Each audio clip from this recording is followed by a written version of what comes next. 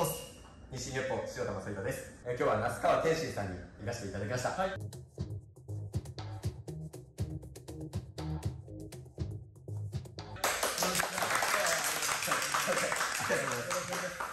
ちょっとここのあった経緯、そうですね。言っていいんですかね。全然大丈夫ですよ。あ、宇宙連合軍というね。なんかそういうのちょっと怪しいし、ちなみに僕はあれですよ、そういう周りがそういう人は多いけども、あんま僕は気も見えないですし、よくただ合気道は古事記をもとに作られているから、ただ古事記の勉強したりとかそういうことしてるだけであって、でもやっぱ繋がってくるのかなっていう。で、そういうものに所属していて、所属っていうか、あれですね、一応なんか、僕が勝手に名前つけたんじゃない。そうなんです。テイシーさんがつけたんですか。友達の熊田が、もう、宇宙本部で行きましょうよって言ったら、それがいいみたいになって。そうですか。はい。すいません、清田少年が勝手につけたのかと思って。ネーミングセンスないなって。俺が、そうだったんですね。誰だって言わないで。失礼いたしました。ちょっと筒だからね。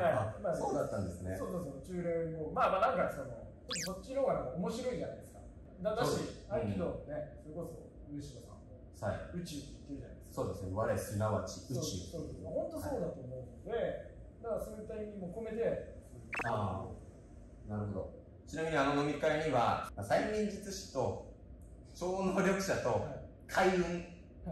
の方がいっぱいいましたね。僕だから、ほぼ初めまして。そうなんですね。行って、なんか、どんな感じかなと思ったんですけど、めちゃくちゃ酔っ払ってましたね。僕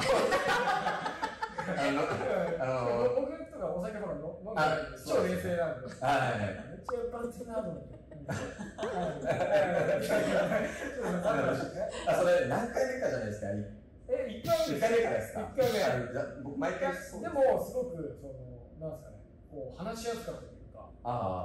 フラットな方だなと思って、だからやっぱなんかこういう YouTube とかもやりたいなっていうのをふうに。そうなんですか。思いましたね。ありがとうございます。僕はそういうの出ないんですけど。そうですよね。仲いい人とかじゃないと伝わらないものもあるじゃないですか。そうですね。ちゃんとした人が出たいなって。ありがとうございます。でも、なんでしょう、僕も、お会いする人はなんでお会いしたのかなって結構いろいろ考えていて、潜在的に思うことが一緒でないと、巡り合わないって思ってるんで、で、天心さんはすみません、格闘家だと思っていたので、そういう場に来た時には最初驚きだったわけですよ。ただ、ね、LINE の、待ち受けを見て、上柴先生じゃんっていう、ね、我すなわち宇宙じゃないですけども、諏訪神社ですかね、最初のは、今は書いてる。そうですね、っていうのを背景にされていて、やっぱそういう方なんだなっていう。そうですね。武道だったり、それこそ神社だったり、なんかもともとずっとそれで好きでやってたんですけど、なんか、繋がってくるなっていうのが、なんかいろんな神社行ったりとか、僕、基本日曜日休みなんですけど、日曜日休みの時があれば、もう日帰りで京都行ったりとか、奈良行ったりとか、なんかそこの神社行って、グルーさんに会って、こういう理由に来ましたって言ったら、なんか、裏に出てくれて、話してとか。アポなしで。アポは、なんか、知り合いを通じて行くんで、たまたま会うと行けるんですけど、それがたまたま会っちゃうんですよ。だからなんか、整ってるんだな、みたいなことも思うんで。あと、やっぱ天心さんからYouTube 出ていただけるってことで言われたときに、日程がなんか見事に合う日が、金曜日と、だってこの時間が5時っておっしゃったじゃないですか。だって3時半に終わって。そうですね。すごいな、これは会うべきってことなんだろうなって。僕もたまたま例えば、その野球のYouTuber が出てくるって言って、野球なんてもう全然やったことないけども、時間が空いてる、これはいけってことだなと思って言っちゃうタイプなんで。野球でも言っちゃう。いけってことなんですか、それ。なんでしょう、2回目は黒歴史になってますけど、1回目は良かったよね。いいですね。やっぱ会うのは必然だったのかなっていうのと、その後も、毎回酔っ払ってましたね。毎回でもないですけど、でも全然いい感じでしたね。いい感じでしたね。ここからちょっと本題というか、格闘家といろいろお会いしてきまして、武道をやっていたとしても、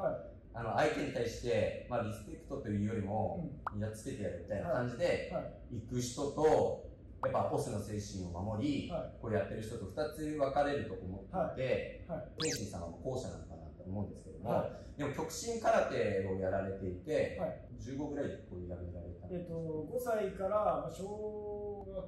5年生ぐらいまでやってましたね。でチャンピオン取られて、そうですね。そこからキックボクシングやって、ボクシング転向みたいな。だから一応格闘技歴で言ったらもう20年以上やってますね。武道歴短いじゃないですか。武道歴短くはなくないですか？だって5歳から10年はやってます。でも競技が変わったからといって、なんか精神的なものがずっとそれなんですよ。キックボクシングやっててもボクシングやってても、ただ相手を倒してどうしたら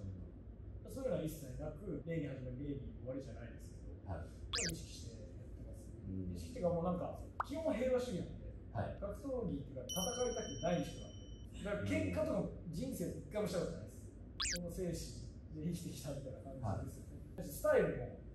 僕も攻めるんですけど、どちらかというと相手の攻撃を利用してパチンと当てる、そっちのスタイルなので、似ているところもあるのかなとか。でもそのリスペクトの精神を持っていたとして、例えば僕がちょっと聞いた話だと、やっぱトーナメントとかをオスの精神で認めちゃうから、不利な状況にさせられても、オスって従ってしまう人であったりとか、何が生かされたのかなっていう。ずっとなんかトレーニングとか練習を稽古だと思ってるんですよ。だから試合って誰でも頑張るじゃないですか。だからそこじゃなくて普段からマックスみたいなっていう意識をしてるから、練習から全て稽古だと思って毎日やってる。全く緊張もされないって。緊張感はありますよ。やっぱいつもよりちょっとなんですけど、今どうしよう。なんないですね。普段からずっと試合のつもりでやってるから、いつでも本番のイメージで用意してるから、いざっていう時に全然もういつもできるっていう。ただそれだけです。それが一番難しいのかもしれないですけどね。前回のちょっと親衛隊道さんの時にも出ていただいてますけども、その合気道でもその空間を操るっていうのが大事だったりするんですよ。例えば今の稽古ではちょっと失われたりしてるんですけども、昔は上柴森平先生がその家具の内容であったりとか、そういうことをしてそのこう空間を神下ろしをしていたと、今もですね道場に対して礼とか神前に対して礼とか、そういったことを大事にしてるんですけども、でもともとこの前の話の相撲でもレスリングでも、そういったことを昔どっちが強いとかそういう世界ではなくて神を下ろしをしてでどっちが勝つかで勝った方がこっちが勝つかなんか方策とか、そういったことをこうやってるみたいなんですよね、歴史的にあって。だから天心さんはもともと潜在的にやっぱりそういうところをお持ちで、ただの礼に関しても形上のではなくて思いっていうのがあって、その空間を支配してしまうのかなっていうのが、僕の極論なんですけど、全然違うかもしれないですけど、僕は割と格闘技って神事だと思ってるんですよ。だから法則とかそういうものが正しい動きができた方が勝つのかなっていうふうに思ってるんですよ。だから、普段からそういう精神を大事にしてトレーニング稽古したりとかしてます。そこが崩れるとやっぱ負けるのかなっていうふうに、そういうのって見えないし、なんかちょっと怪しいと思われるけど、なんかそういうなんかふうに思っておくだけで、なんかこう手を抜かなくなるというか、なんか自分をちゃんとずっと整えられるっていうのは常にありますね。僕も格闘技はいろいろ体験はしてるんですけど、僕も人が殴れなくて、じゃあ合気道はなんでできるのかというと、人を痛めるものではないということに気づいたからなんですけども、そのどうやってその格闘技でここの今のが利合に合ってないなとか、武道的には正しいとかって、その格闘技でどうやって分かるものなんだなっていう。究極僕その力いらないと思うんですよ、格闘技の。みんなパワーとか言いますけど、パワーじゃなくて本当タイミングとか、あと相手がふっと抜けてる瞬間とか絶対あるんですよ。こうちゃんと見てやってれば、呼吸だったり間合いだったりどこに意識してるかとかがちゃんとそういうのが全て読めると、ちょっとパンって当てただけで急に崩れるとか倒れるとかがあるのかなっていう。だからよく言うのって KO するパンチって感覚がないって言うじゃないですか。多分それなんですよ。だから相手がグッて力入れてると感覚あるじゃないですか。だけど相相手がなんかふって意識してないところに当たるとポーンって抜けるじゃないですか。だからそういうタイミングをずっと狙ってるっていう意識でやってますね。だからパチン当ててやろうとかではないです。勝手に体が動いてそこのタイミングで、どの角度でパンチを当てようとかっていうよりかは、起こるべきタイミングで起こすっていうことを意識しながらやってるんですね。だからこの戦いの中で、まあ僕たちが習った胆力ができてるってことなんじゃないですかね。まあだから、まあそれはやっぱり、できたと思うと安心しちゃうんで、なんかそれをなんか常に毎日その感覚って違うので、日々成長っていうのを意識しながらずっとやってるっていう。だから20年やってますけど、満足したことないですよ。いや、でも強さの秘訣がちょっと今分かりました。で、例えば他の人だったら、一回、今がチャンスとか、そういった気持ちとか、今好きあるとか、思うところがあると思うんですよ。で、それが、天心さんにとっては別に相手を倒すつもりではないっていうところがそもそも根底にあるから、そういう胆力って動じない心っていうことなんですけども、その合気道でも求めているところで、そういった部分がやっぱできていて、冬をつけるのかなっていうのと、で、例えば武道の例で言うと、青木弘之先生っていう先生がいまして、遠当てっていう気で相手を動けなくさせるみたいな人がいるんですよ。で、その方たちとコラボさせていただいたり、今気を抜いた瞬間っていうのを当てちゃうじゃないですか。はっって。で、その時にはっってするわけですよね。だから、そう、同じことだとは思うんですよね。そうですね。格闘技もいろいろあって、その間合いをしっかりとできている選手が全然少なくなってきてるなっていうのは見てて思いますよね。だし、格闘技もこういう間合いの探り合いが一番楽しいんですけど、お客さんも何してるのみたいな、その間合いを楽しめなくなってる時代になってるなと思うんで、そこに左右されずぶれずに自分の持ってるものはやりたいなと思ってます。確かに視聴者とかビジネス的な目線から言うと、そのやっぱ殴り合ってる姿が見てて気持ちいいとかそういう部分があるんですけども、やっぱ武道はそういうところを持ってたらできない部分があって、そうですね。見えないじゃないですか、周りって。やってる本人じゃないと。だし、動画とかでも映ってても分かんないじゃないですか。だから、何してんのって思われる人が増えたというか。だからやっぱなんか、見えないものを見なくなってる時代なんだなっていうふうに最近は